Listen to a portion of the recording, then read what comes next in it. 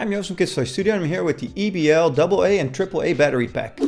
These EBL AA batteries have 2800 mAh, where most have only 2000 for an extended battery life.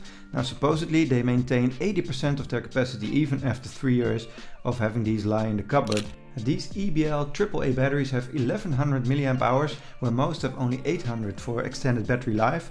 Now supposedly they maintain 80% of capacity even after 3 years of having these lie in the cupboard. Now I haven't tested this, but I have been using them for quite a while without any problem. Now if you have a lot of electric toys like us, you really need a lot of batteries. So we went through a lot of batteries before we bought these rechargeable ones.